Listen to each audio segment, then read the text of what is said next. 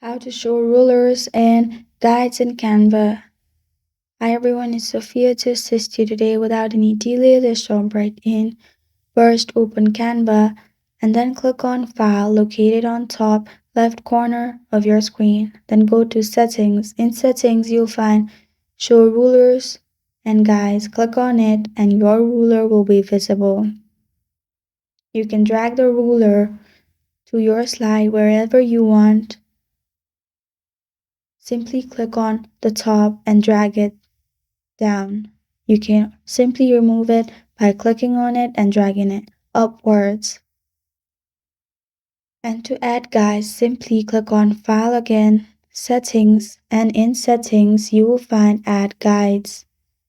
In Add Guides, you will find options of 12 columns, 3 columns, and 3 times 3 grids.